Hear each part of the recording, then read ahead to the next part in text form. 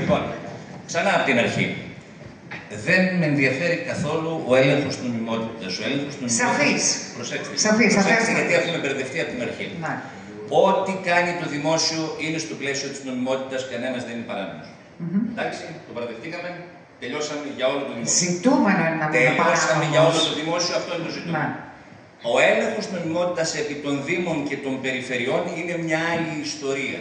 Σήμερα γίνεται από τις αποκεντρωμένες προσωρινά για 16 χρόνια, αύριο δεν θα γίνεται από τις αποκεντρωμένες, δεν με νοιάζει.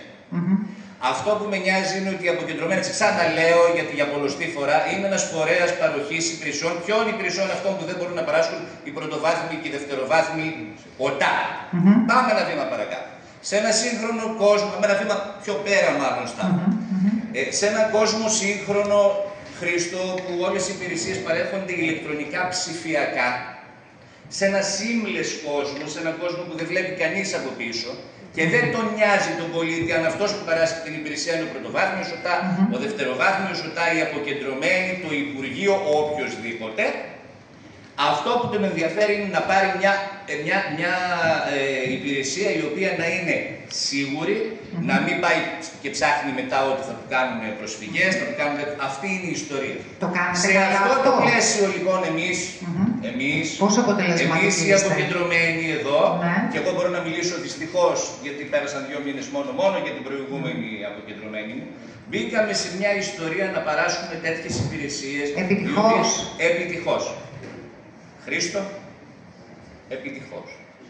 Επιτυχώς οι οποίες αυτές οι υπηρεσίες θα ήταν μόνο ψηφιακές και οι οποίες θα βγαίνανε σε ένα τέτοιο πλαίσιο και θα το κάνουμε και στο καινούργιο πλαίσιο της καινούργιας μου αποκεντρωμένης και θα το κάνουμε και παρακάτω. Γιατί αυτός είναι ο στόχος ενός κυβερνητικού φορέα. Να παράσχει υπηρεσίες κράτους, έτσι, εμείς εκπροσωπούμε την κυβέρνηση. Η κυβέρνηση θέλει να δίνει αυτές τις ασφαλείς υπηρεσίες στους πολίτες. Εμείς εδώ όλοι είμαστε εκπρόσωποι της κυβέρνησης. Ναι, πώς λοιπόν όλο αυτό το πράγμα. Πώς διαχειρίζεστε όμως, εγώ το βλέπω και τα λέω, δεν θέλω να καταλάβω. Λοιπόν, πώς διαχειρίζεστε όμως τα τοπικά συμφέροντα, γιατί μιλάμε για ερετούς. Δηλαδή, πάμε τώρα λοιπόν στα τοπικά συμφέροντα. Έχουμε λοιπόν πάρα πολλές φορές, να πάρουμε ένα παράδειγμα, ας πούμε, τις αποφάσεις έγκρισης περιβαλλοντικών όρων, όπου πάντοτε γινόμασταν οι κακοί.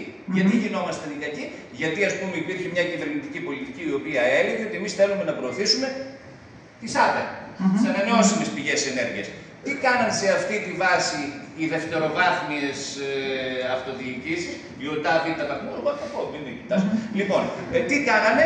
Ερχόταν οι σύλλογοι πολιτών και λέγανε όχι, εμείς δεν το θέλουμε. Θα σας πω ένα παράδειγμα για την περιοχή της Ροδόπης. Να το πείτε, αλλά σε ένα λεπτό.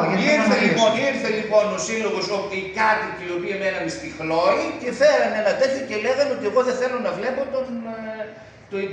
την ανεμογεννήτρια απέναντι. Ποια θα έπρεπε να ήταν η στάση της κυβέρνησης?